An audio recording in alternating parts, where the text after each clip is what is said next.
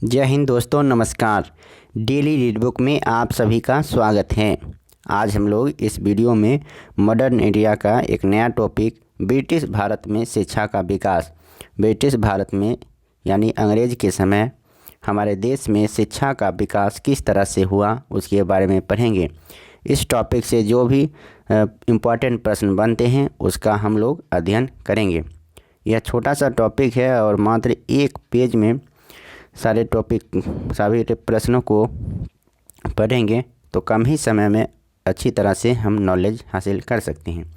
तो चलिए स्टार्ट करते हैं। और स्टार्ट करने से पहले एक सुंदर लाइन है आप सभी के लिए कि जो आप आज तक कर रहे थे वही आगे भी करेंगे, जो आप आज तक कर रहे थे वही आगे भी करेंगे तो आपको वही मिलेगा जो आज तक मिलता था।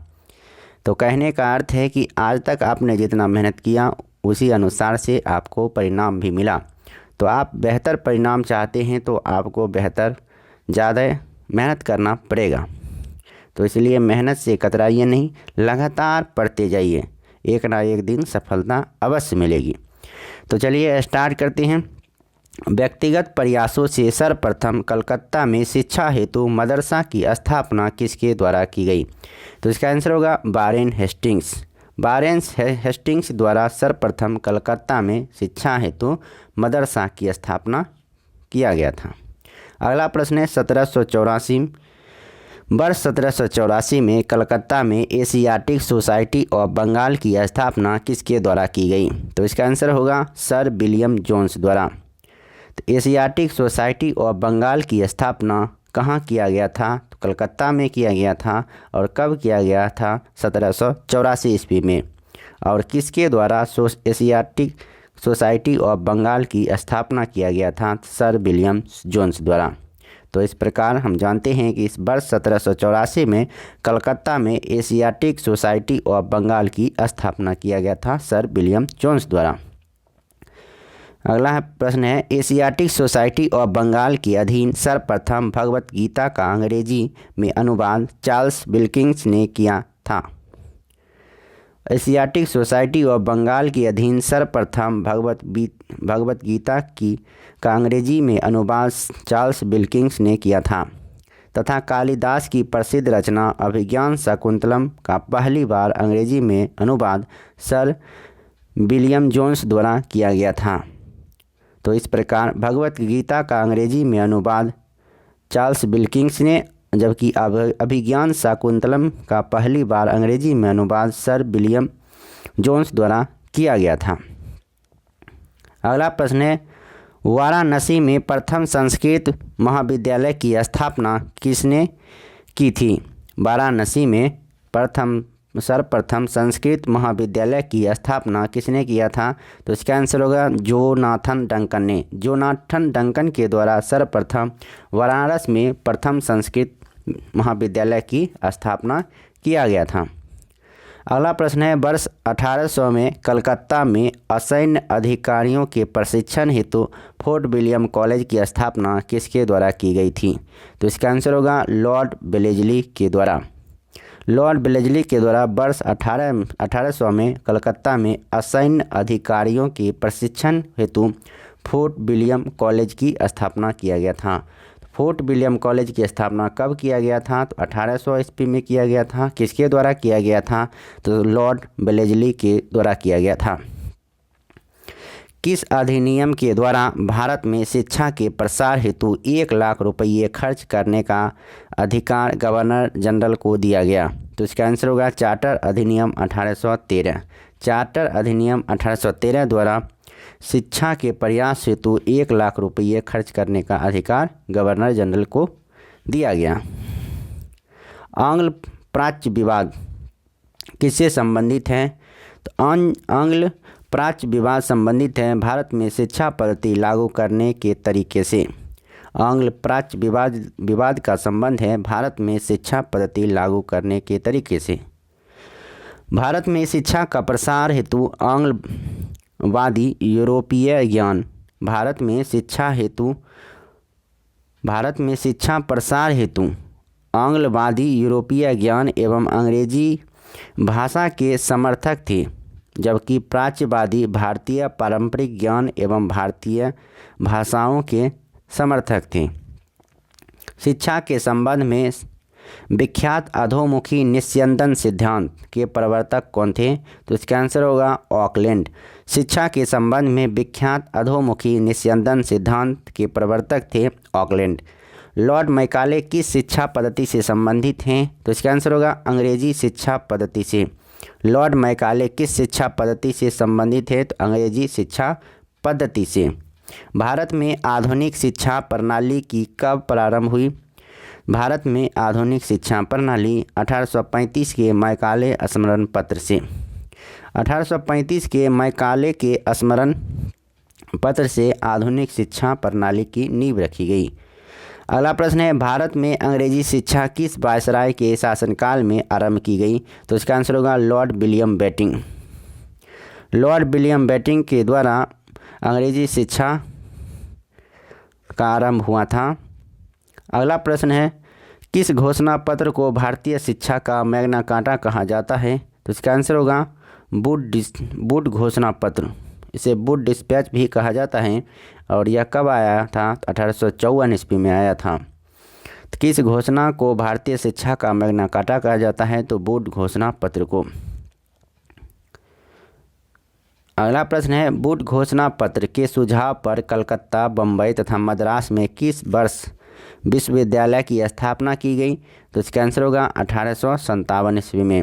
वुड घोषणा पत्र के सुझाव पर कलकत्ता, बम्बई तथा मद्रास में किस वर्ष विश्वविद्यालय की स्थापना की गई? तो 1857 ईस्वी में।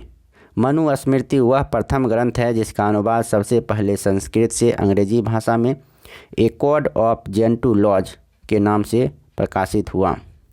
मनुस्मृति वह प्रथम ग्रंथ है जिसका अनुवाद सबसे पहले संस्कृत से अंग्रेजी भाषा में ए कोड ऑफ जेंटू लॉज के नाम से प्रकाशित हुआ था। मनुस्मृति के बारे में वो कहा गया है। अगला प्रश्न है, पेरिस स्थित रॉयल एशियाटिक सोसाइटी की सदस्यता किस भारतीय को प्रदान की गई थी? तो इसका आंसर होगा माइकल मधुसूदन दत्त को। पेरिस स्थित रॉयल एशियाटिक सोसाइटी की सदस्यता किस भारतीय को प्रदान की गई थी? तो इसका आंसर होगा मधुसूदन दत्त को। अगला प्रश्न है, बम्बई में प्रथम महिला विश्वविद्यालय की स्थापना किसके प्रयासों से हुई? तो इसका आंसर होगा D.K. कर्वे।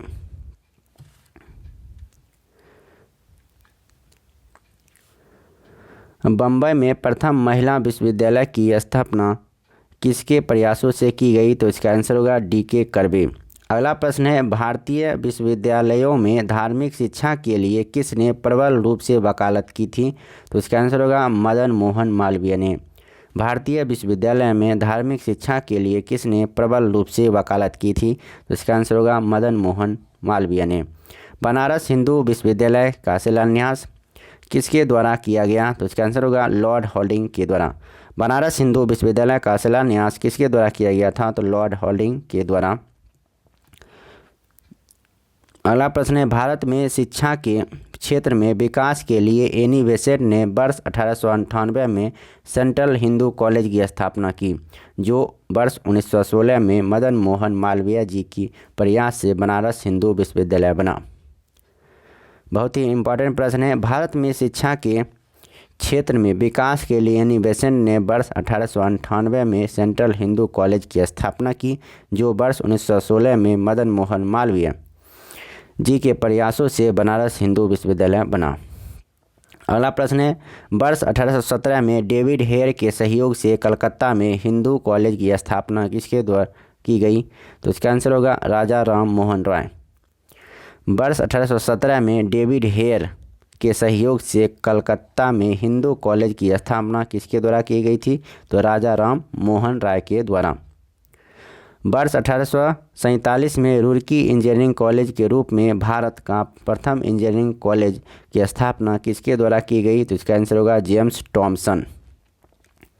वर्ष 1847 में रुड़की इंजीनियरिंग कॉलेज के रूप में भारत के प्रथम इंजीनियरिंग कॉलेज की स्थापना किसके द्वारा की गई? जेम्स टॉमसन के द्वारा। प्रमुख शिक्षा आयोग, तो एक तरफ है समिति आयोग और वर्ष और वो किस गवर्नर जनरल के शासनकाल में हुआ था? उसके बारे में देखते हैं। पहला है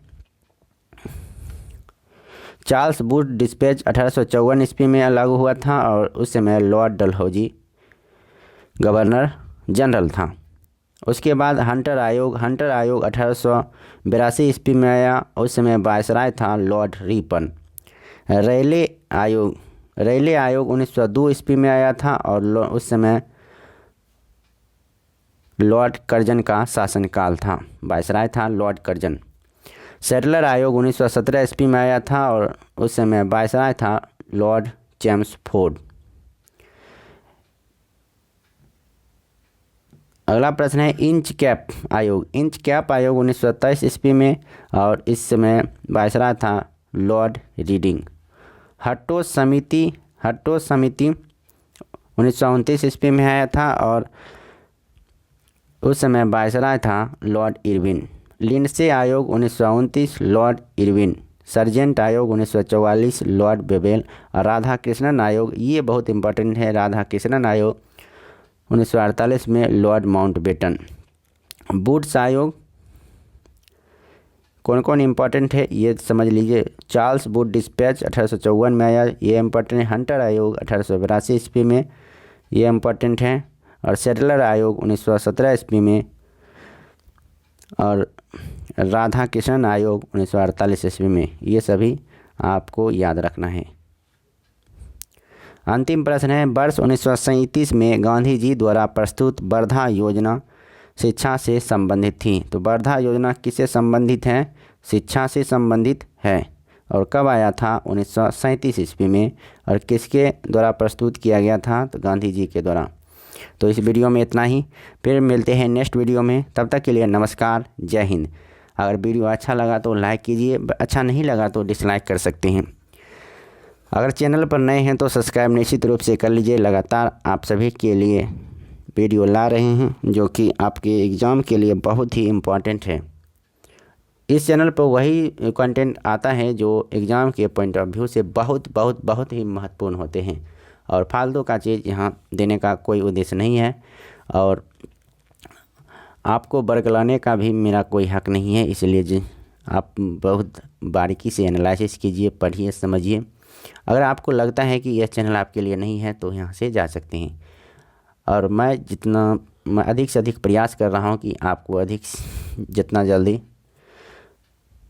बेहतर कंटेंट, बेहतर कुछ चीज़ दूँ कि ताकि आप उससे अच्छी तरह से पढ़ाई कर सकें और एक जॉब आपको सिक्योर होना ही चाहिए। तो चलिए फिर मिलते हैं।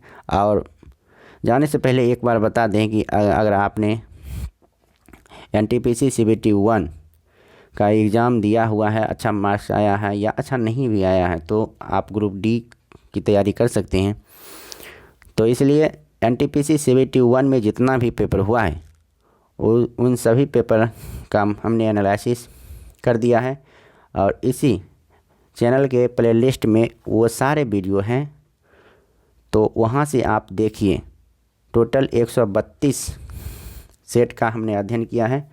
तो लगभग 135 सेट था तो 3 PDF नहीं मिला, तो 132 लगभग मान लीजिए कि पूरा सारे शिफ्ट का क्वेश्चन उसमें डाला है PDF के साथ। तो आप देखना ना भूलें, वहाँ से आप जाइए, देखिए, समझिए, ताकि आपको आगे आने वाले एग्ज़ाम में कुछ अच्छा महसूस हो सके, कुछ अच्छा परफॉर्मेंस कर सके, आइडिया लग सके और आप अपना एक सीट पक्का कर सकें। तो फिर मिलते हैं नेक्स्ट वीडियो में। तब तक के लिए नमस्कार, जय हिंद।